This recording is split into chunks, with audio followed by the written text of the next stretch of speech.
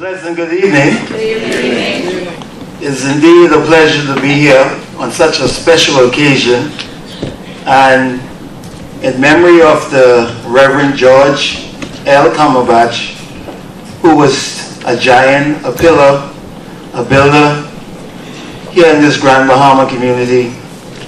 We are going to pay special tribute to him, and then we're also going to pay special tribute to Minister Mitchell. We welcome you here to Grand Bahama, sir. Listen to our songs, everybody. All of our trials and tribulations again to Jesus.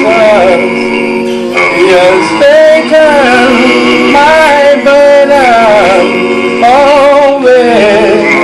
Oh yeah, when I'm in doubt, Jesus, He'll bring you out. Take it to Jesus. He'll understand. He'll understand. Take it to Jesus. To Jesus. He'll understand. Take it to Jesus. He will make your burden light.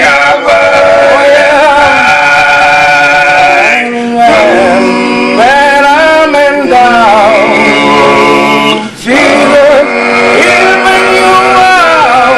Take it to Jesus. He'll understand. He'll understand. When your mother and your father forsake you and gone, when your sister and your brother they all let you down, just remember Jesus is standing. When I'm take it to Jesus. He'll understand. He'll understand. Take it to Jesus. To Jesus. He'll understand. Take it to Jesus. He will make your burden light.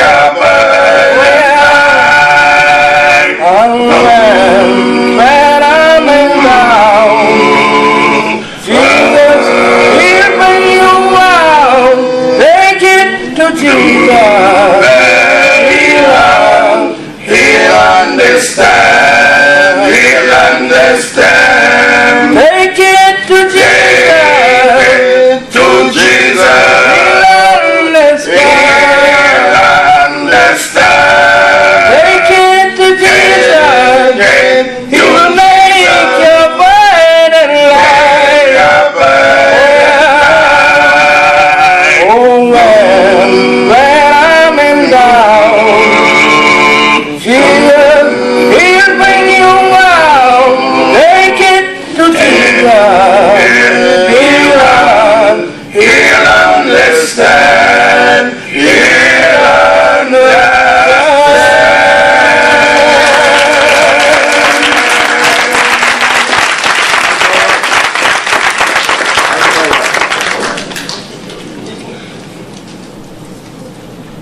If you never pleaded the Lord before, you sure don't need Him now. Oh, sure don't need Him now. Oh, you Sure don't need Him now. if you never needed the Lord before, Well, you sure don't need Him now. You will need Him every day and every hour.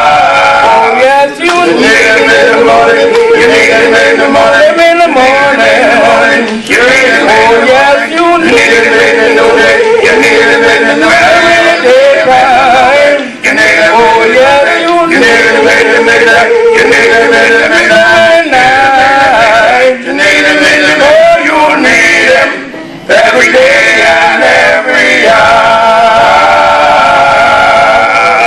never needed the Lord before, Well, you sure don't need him now. Oh, you sure don't need him now. Lord, you sure don't need him now. if you never needed the Lord before, You sure don't need him now. You need him every day and every hour. oh yes, you You need him in the morning. You need him in the morning. in the morning. In the morning. You need him. Oh yes, you Need him in the noonday. You need him in the noonday. daytime. You need him. Oh yes, You need him in the midnight. You need him in the midnight. night. You need him in the day. You need him every day and every hour. If you never needed the Lord before, You sure you need him now. Yes, you sure you need him now. Lord, you sure you need him now. if you never needed the Lord before, You sure you need him now. You need him every day and every hour.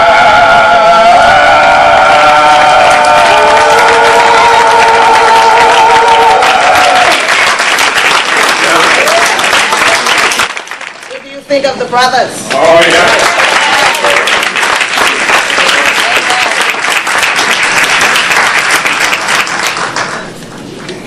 Coming now to introduce our guest speaker is our own Senator Julian Russell.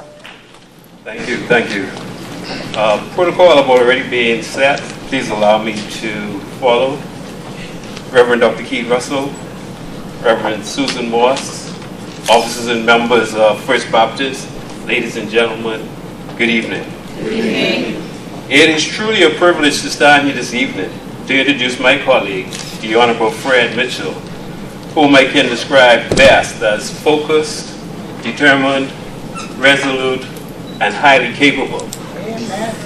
Mr. Mitchell was born in Nassau on the 5th of October 1953 to the late Frederick Mitchell Sr. and Lilla Mitchell née Ford. He received his early education at Easton Junior School and St. Augustine's College, my alma mater. Oh, yeah.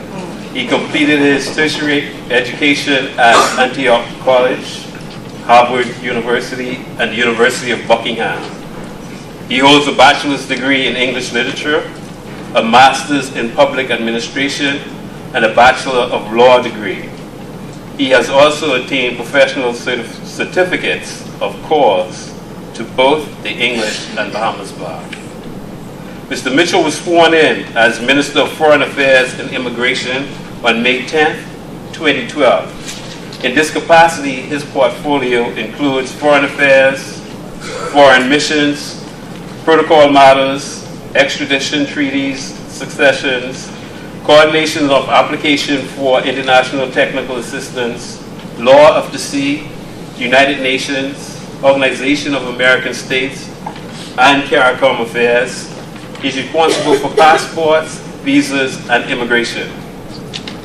Mr. Mitchell has served previously as Minister of Foreign Affairs and Public Service from 2002 to 2007.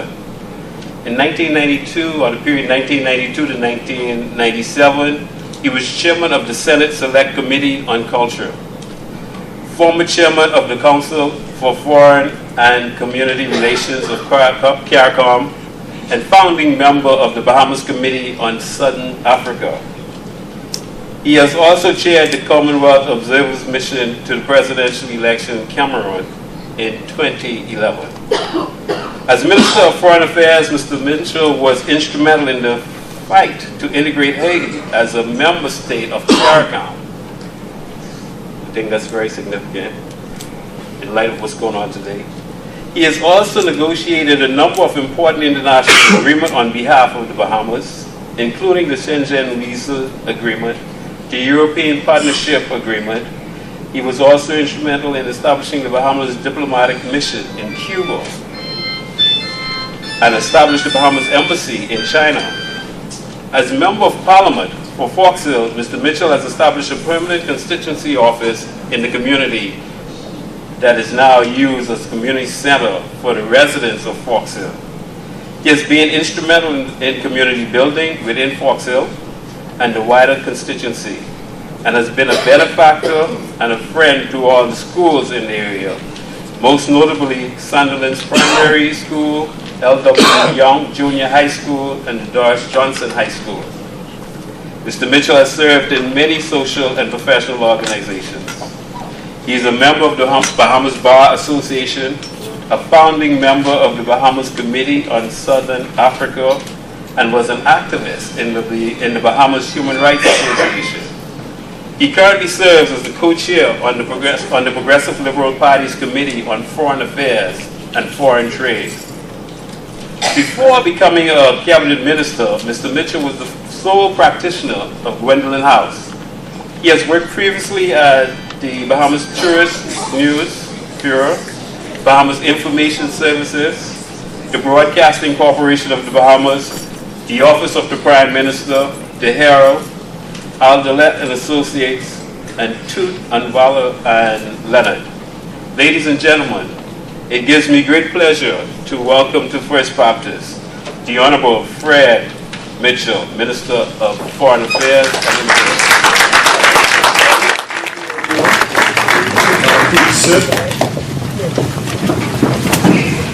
Thank you very much for Senator Russell for that kind introduction.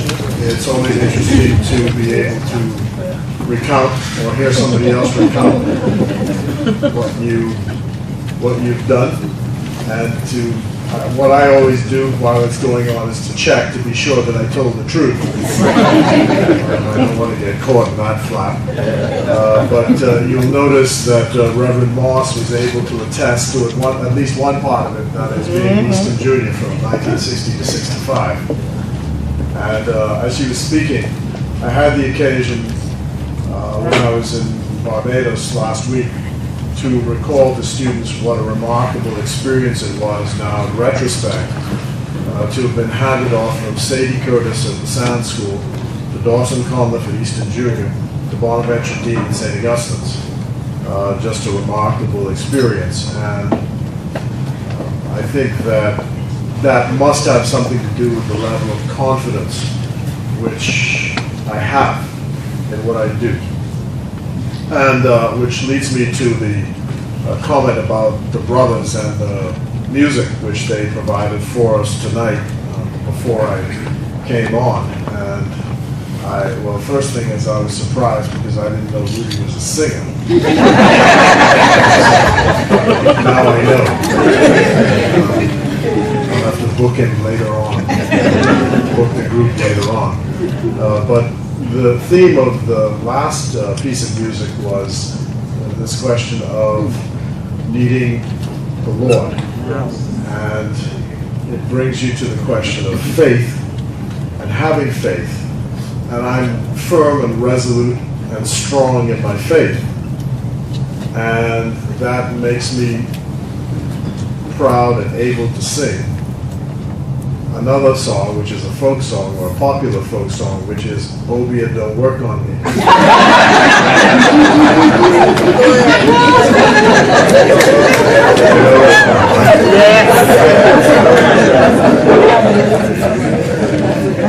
And there's a reason why.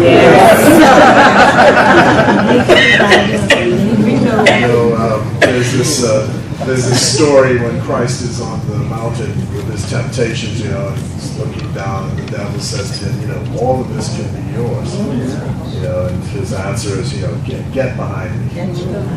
So that's the answer to all of this. People are saying, aren't you afraid of this and aren't you afraid of that? That's my answer to that. But I thank all of you for your prayers and support.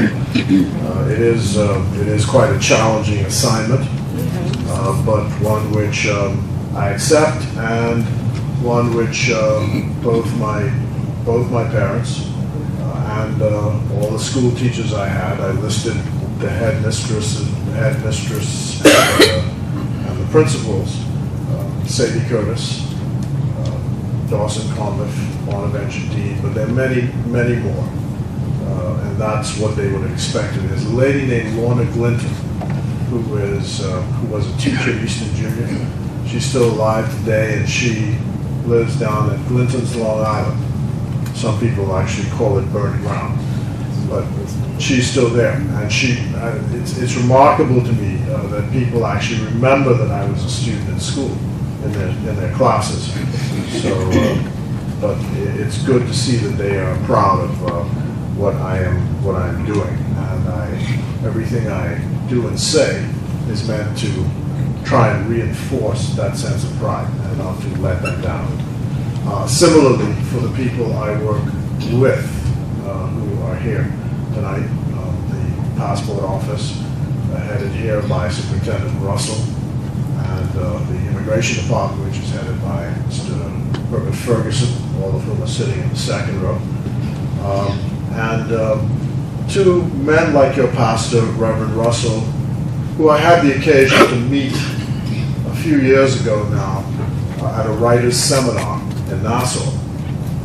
And I was just fascinated by the conversation about his depth of understanding of the human condition, and beyond that of what the Bahamas is like and what he wants for the Bahamas, and also for his Christian concern and care for our country and the people who are in it. So I was not surprised when I learned that you now have a Reverend George Cumberbatch lecture here, because that's the kind of intellectual heft and talent which he brings to, that's my impression of any vocation in which he's involved. And so I'm really grateful, Reverend Russell, Reverend Moss, and all the officers and members of this church and you, the congregation, for this kind invitation tonight. I gather that I have some really big shoes to fill, in the sense that my colleague, Obi Roshka, was here last year to speak about Sir Lyndon Pinley. And I teased someone who's reporting this to me. I said, well, you know, he could have spoken all night. That subject, that's his favorite subject, so he doesn't even need a single note. But I'm sure he did a very good job. And of course, Lyndon was a fascinating man who helped to build our country. So I hope tonight is equally as interesting. And I'm not sure whether you've allocated time for a dialogue at the end. But certainly I'd be happy to engage in any commentary which you have about any of the things that I say tonight. I do want to also remember Reverend George Cumberbatch. He looms large in my popular imagination, and something struck me as Reverend Moss was talking, where he said, accepted the will of God. And I remember when he had his challenges near the end of his life, and people reported how he accepted what was happening and prepared himself for the eventuality which all of us have to face. And that burns in my own memory about his life. And so tonight I pay my respects to him and to his memory, and I'm grateful that this lecture is being held in his honor. So thank you very much again, and welcome to you all. So Dr. Russell, Reverend Moss, this was a very kind invitation to speak to you tonight about the question of securing our future. The Prime Minister of the Bahamas, Right Honourable Perry Christie, speaking in San Jose, Costa Rica, at the annual summit of CELAC leaders, had this to say in his opening statement, and I quote, "The Bahamas wishes also to have a focused and candid discussion on migration. Our country suffers from the ill effects of irregular migration. We think that within this forum, the issue ought to be addressed as to how all countries can take steps to curb irregular migration and how we can work together to stop it and to ensure that where there is migration, it is orderly, lawful, and safe." That's the end of the quote. I would like to repeat what I said here in Freeport on the 6th of February, when speaking to the financial services sector. I said at that time the following: the remit of the Department of Immigration is to ensure orderly migration to the country and to prevent irregular migration. In pursuance of that, we announced two policies that went into effect on the 1st of November last year. The first is that no applications for first-time work permit holders will be accepted in this country from someone who does not have legal status without it being certified that that person has been seen by our consular officer in their home country. This was to send out a signal to people who think they can just hop on a boat, come to the Bahamas, find a friendly employer, and that employer will simply get them straight. So that should have stopped. Secondly, everyone who is a non-national who does not have a passport should get one, and they will have to have evidence either of a work permit or a residency permit to show that they have a right to be in the Bahamas. This applies even to people who were born here of non-Bahamian parents. They are not, by our laws, citizens of the Bahamas. And we added the certificate of identity, which was previously issued to people in that category, will no longer be issued, save in fulfillment of our international obligations. You will remember earlier that we announced that as of March of last year, we were going to stop issuing permits for gardeners and maids. That caused quite an uproar and not the popular support the present policy has. However, it is a fact that unemployment can be seriously addressed if we stopped doling out thousands of applications for live-in, it should be permits for live-in maids, gardeners, and laborers. But many Bahamians, particularly those in the middle class, say that Bahamians don't want to do those jobs, and so it continues. Remember that the principle is that work permits are only to be issued where there is no Bahamian available for the job. Whether a Bahamian is available or not is a decision and function of the Ministry of Labor. The philosophical basis of all that we do is the fact that migration is a natural state of mankind. Mankind has been doing it for eons. If you could not make it in the place where you lived, you simply moved to another place. Today, the only caveat is that the movement must be documented. This is for the safety and security of the nation state. The Bahamas has an obligation to be sure that it knows who lives within its borders and that its territory is not being used as a staging point for unlawful activity and would destabilize its neighbors. In addition, there is the concern that the cultural identity and integrity of the country is preserved. We all know that the Bahamas does not have all the skills within its borders to perform all the jobs that are required here. That means labor has to be imported to make up the shortfall. Secondly, we know that one of the important intangibles that we have to offer to the world is the right to live here. This is simply a beautiful place in which to live. We know that living here for reasons of climate, geography, and finances makes the Bahamas an attractive place to live. The question for the Department of Immigration, the government, and more generally our people is at what price point to extract the premium for the right to live here, in what numbers, and under what circumstances. Most advocates say that the offer to live here at a price should stop at the level of permanent residence with the possible right to work, and that as presently priced, the right to live here as a permanent resident is underpriced and therefore undervalued.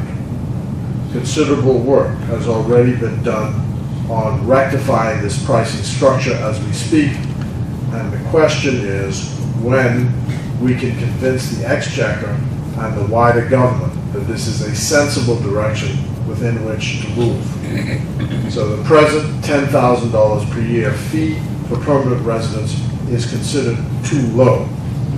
While there has been some discussion in the civil society about economic citizenship, the idea has not found wide currency in the country and in the government.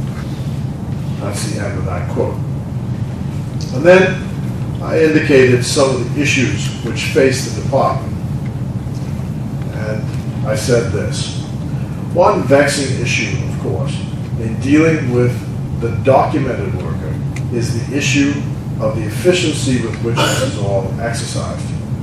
The department is keenly aware of the necessity to be timely and efficient and of the international competition in this area.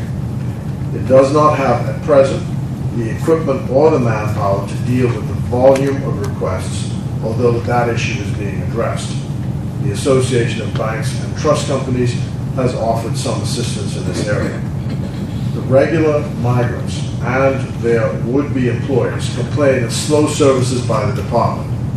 In the 2 years that I've been on the job, there's unfortunately been no appreciable change in the speed or efficiency with which processing of applications has taken place, even as the application process has become more difficult with new rules.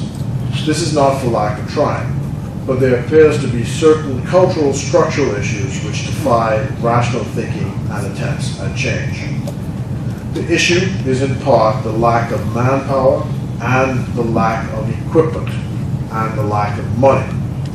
We think that properly applied, money, equipment, and manpower can resolve these delivery issues, but we have a long way to go. There is also a need for a cultural change.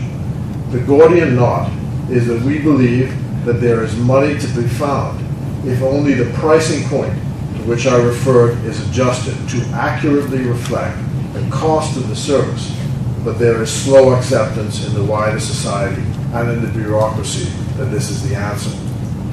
We have received recently in this direction permission to increase the visa fees, which now more accurately reflect the cost of the service with effect from the 1st of February.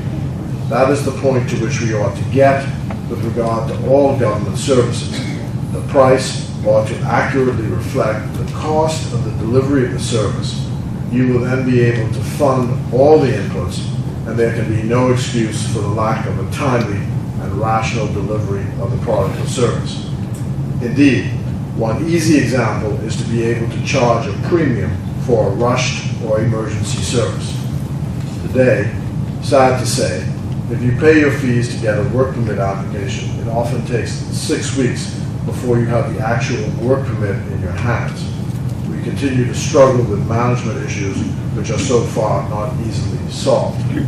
I'm working with the Department of Immigration, the Ministry of Finance, and the Financial Services Minister to try and fix this issue. It requires some attention to some wider issues that are not strictly our business, but I share them anyway. First, the change in the culture of how one decides government policy and how it is to be executed. The other is the improvement of the basic system of education to adequately prepare the workforce for the jobs which are available in the workforce. And I think that these two issues, or three issues now, will form much of the discussion as we go forward about how these policies bite. First, the issue of the cultural identity, which people are concerned about. And the second is that of our national security. And the third is the adequate preparation of the workforce. So I'll just list those three again. First is cultural identity and the protection of that cultural identity and integrity of the country, its cultural integrity. Second is our national security concerns. And thirdly, the question of the preparation of the workforce.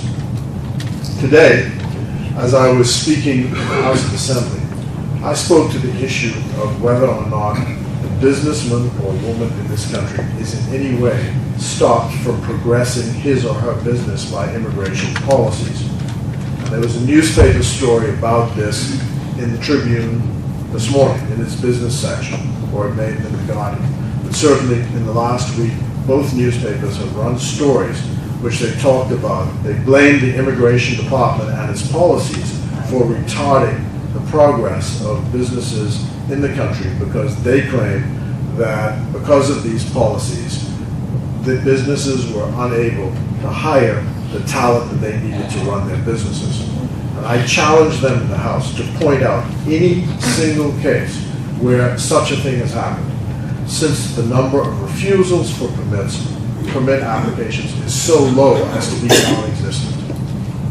So I do not think that if you check, there is a single business that can accurately and truly claim that policies in immigration prevent them from hiring the talent they need to run their businesses.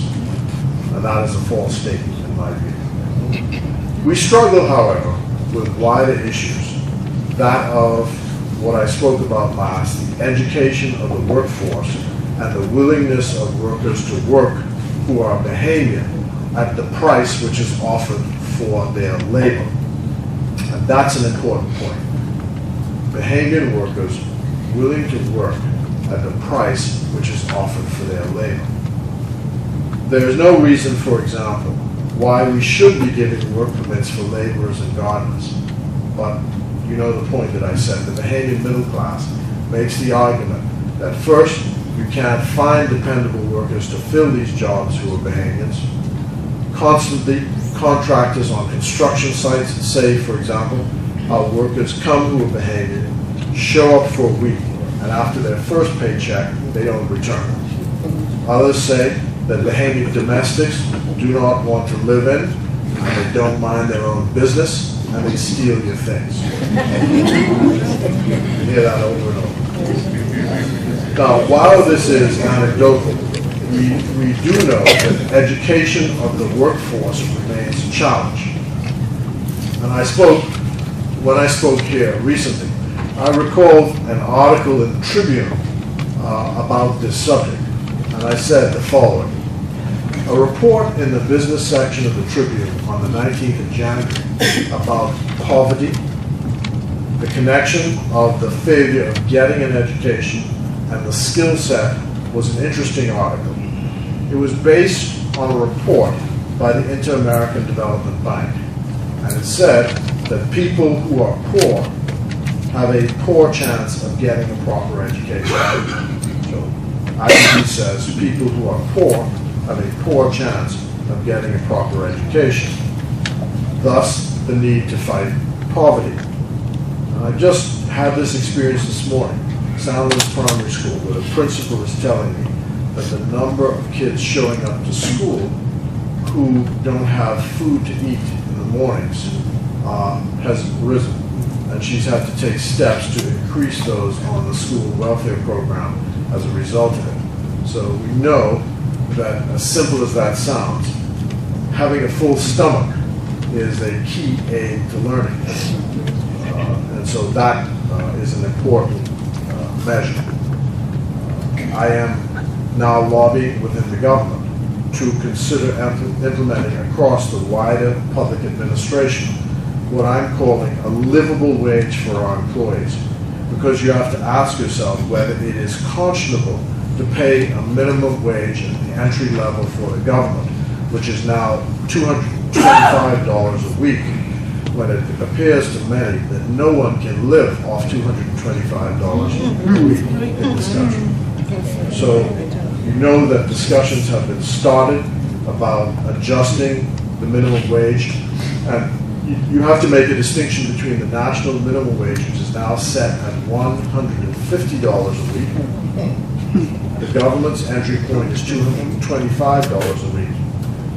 But the argument is that on neither of those salaries can you actually live off that salary. And the question is whether you have to adjust the minimum wage to reflect the realities of living in the Bahamas. And as a representative, I see the results of poverty, joblessness, and hopelessness every week in my constituency office. The minimum qualification for the government service is 5 BJCs, which is an 8th grade exam, which you take when you're 14 years old. Yet, people who are perfectly capable and intelligent went through school and could not get 5 BJCs, the minimum qualifying standard of the public service, which again, as I said, is an 8th grade education. And again, I had this experience this morning because Mondays is my constituency day. If you want to get into the prison service, the prison requires 5 BJCs. And so you have young men, young women who come. And the first question you ask them is, do you have BJCs? And not a single person this morning, there must have been 4 people applying for prison jobs. Not one single one had 5 BJCs. And this is a constant issue. And people think that because you come to a politician that you can simply get around the requirement. But it's like, I'll put it in another context. A woman called me up and she said, what is the upper age for immigration officers that you're now recruiting? And I said, 30 years of age. And she said, well, I'm 35. Do you think I'll qualify?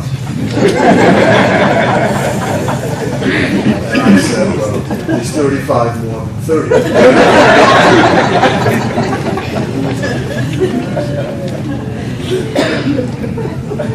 With regard to the BJCs, some people could not take the exams because of lack of funds. And I remember a woman in my constituency, I asked her, perfectly, as I said, perfectly intelligent, and I'm sure capable. I don't think that's the issue.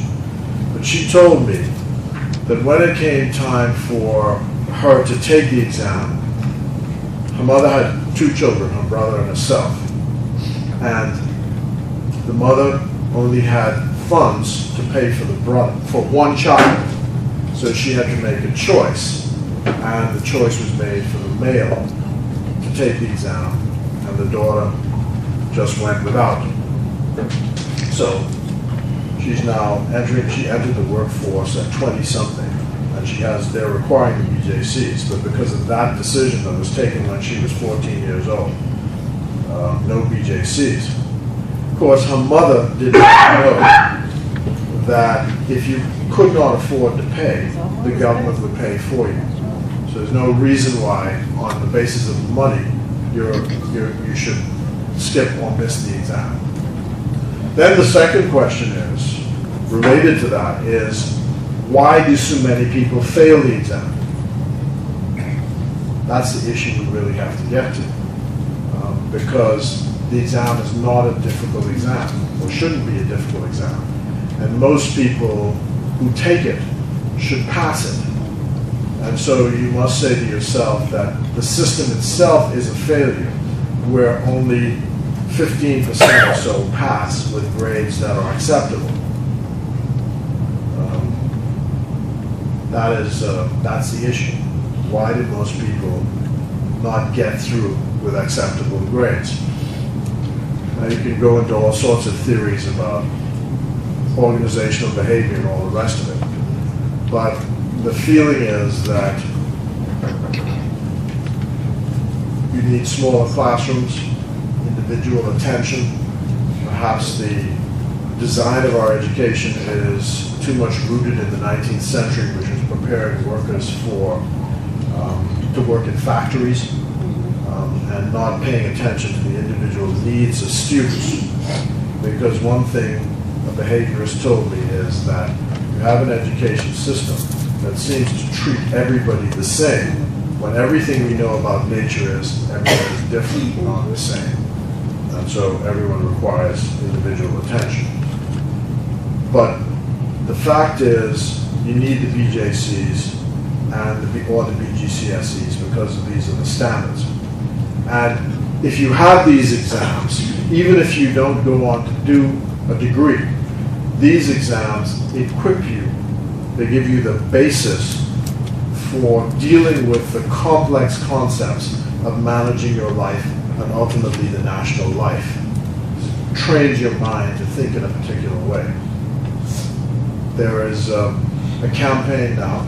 The government is seeking to join the world in ensuring that that there is universal preschool education, because the feeling is now that if you want to give the children a real jump that will serve them far into the future, everyone should have a universal preschool. There should be universal preschool education free of charge in the Bahamas. So that's something that we're working on. I sympathize with the Minister of Education who's struggling with what we do to correct this. And of course, you know, there's very valuable work being done in the National Training School as well. And the Education Minister is implementing a national finishing exam for the school system across the board. So looking forward to that. But too many people today are falling through the cracks and do not have the skills to put them into productive work, leaving them angry and bitter at politicians and themselves. Clearly, it has little to do with native intelligence, but training and schooling. So here we are in Grand Bahama, of course. You have to say that the business community here has been paying special attention to what resources companies are committing to this training effort. And I want to say that one of the most illuminating experiences, exciting experiences really I had, was going to the Grand Bahama shipyard. And they were showing us all around their facilities and their equipment and so on and so forth. But the most impressive they saved for the last was they took us in this room, and then 30 young men and women walked in their training gear, and it was just an amazing sight, because that really is what should be happening. The future is training the future of the country and reinforcing the fact of their training and encouraging them to continue. So I appreciate the support given to the policies of the government on immigration. And one of the reasons why I ventured into talking about immigration, education, because I see Mrs. Edgecombe is here, is that I think that when you're planning public policy, you actually require an educated population, because it's easier to move the society's objectives along if we're all singing from the same hymn sheet. That if you have a common education, common set of values which everybody understands, then you can sing from the same hymn sheet and move in the same direction, because we're all thinking in the same way, or generally the same way. And so that's why I think education is so key. And the problem we have now, as you see with every attempt to introduce new public policy, is that the country is too easily influenced by gossip, and not by facts. And people will listen to anything that's blowing in the wind, as opposed to what the actual logic and rationality of something is. So here's what I said when I was talking about these policies, because even, and the interesting trick is, even those who are educated and know better are willing to manipulate those who don't for their own purposes. So several times I've had to say with this debate about immigration is, but I didn't say that. Well, I didn't argue that. I mean, nothing is more fascinating to me than this business about children in the schools. I said one thing about the schools. I said the law requires children to have a permit to reside in the Bahamas, and that we would be asking the schools to be sure they had a permit to reside in the Bahamas. But what was the message that came up? The message was, Fred Mitchell said, exclude children from the school. I can't say any such thing. I can't decide who the Ministry of Education accepts into the schools. That's the Ministry of Education's business. But what I do know is the law is quite clear on immigration. And who the Ministry of Education accepts in the schools is a decision for the Minister of Education, not for the Department of Immigration. But that's how these things go. So so one of the things I wanted to say tonight is these policies are not personal policies of mine. They're the policies of the government, because that's one of the propaganda angles too, to personalize this. Secondly, no new ground is being broken here, and it would be helpful if some of the critics were asked to bring some balance to their views. Here's what I said on the question of balance when I spoke to the press club in Nassau a week ago. I said, this morning, I read the editorial of the Freeport News, and it was calling for balance in the immigration policy. I assure you, I said, the policy is balanced.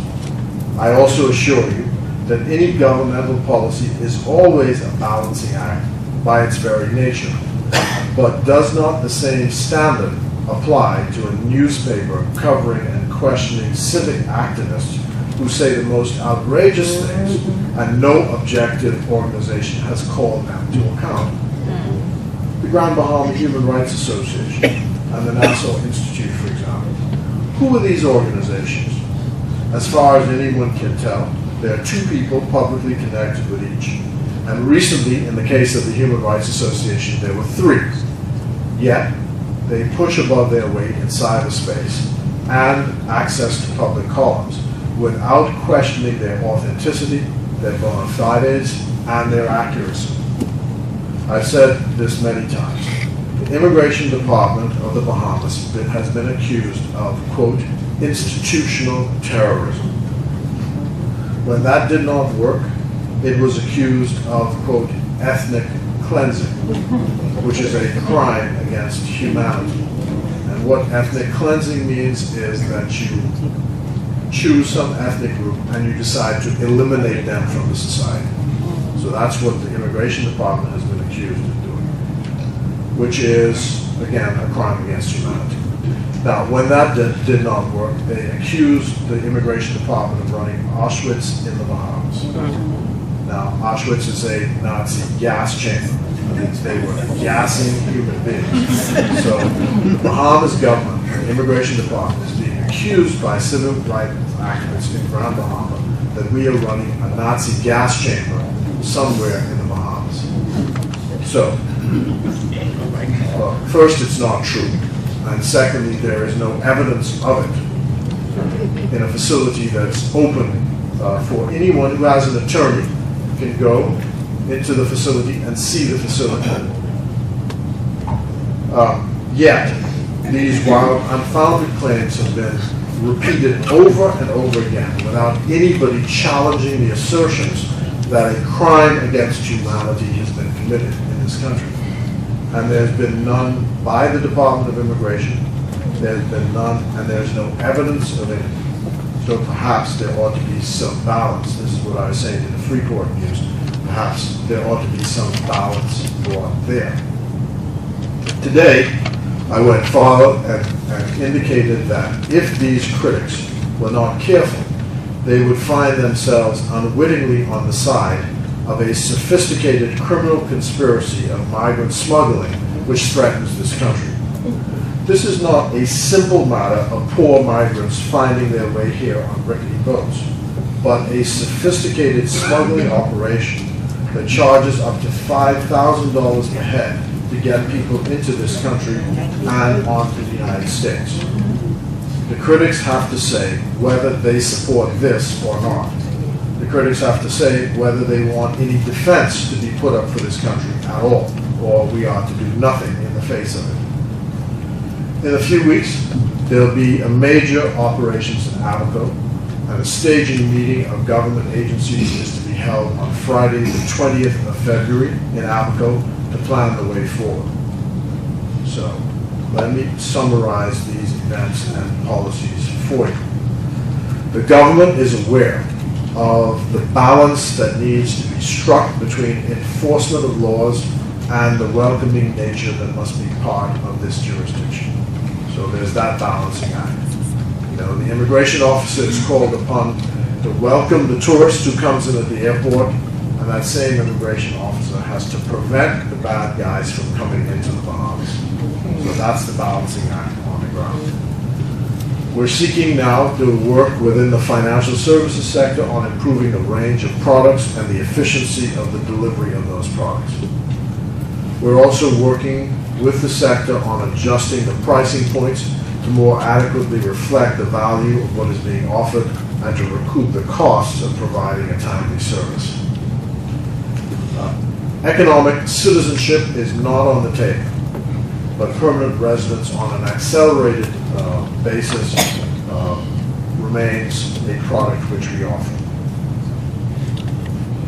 In a few months, we hope to attach conditions to the work permits which will say that if you get a work permit, you also have to have health insurance for the worker and adequate housing, so that no worker who comes to the Bahamas becomes a public charge. Indeed, I said that in Barbados, I'm advised that if you are non-national, your children, and working in Barbados, your children cannot go to Barbados public schools. They have to be in private school. And some people are arguing that that should be the case in the Bahamas. Next, there is a need for a national discussion on immigration matters, including citizenship. There's a need for a manpower study to be done, and one is to be commissioned shortly to project out into the future the numbers for the Immigration Department, tripling its size within 3 years, and we have to know what the budgetary implications are for that. I think you would have seen recently the director said that he needs another 300 officers just as we speak. A decision is in the works by the Cabinet to order the next generation of equipment to improve dramatically passport, work permit, residency, and citizenship applications, and to facilitate electronic entry procedures at the border, the ability to improve the ability, or to actually start the ability of different law enforcement agencies to talk to one another. You know, everybody has their own database now, passports. Passport can't talk to immigration, immigration can't talk to passport, immigration can't talk to the police can't talk to immigration via their computers. So what we're trying to do is to get the next generation of border control equipment which will have something which is seamless across those agencies. And of course, electronic entry at the airport, the electronic entry gate at the airport, in answer to complaints and processing of the border at the LPIA in particular, taking too long.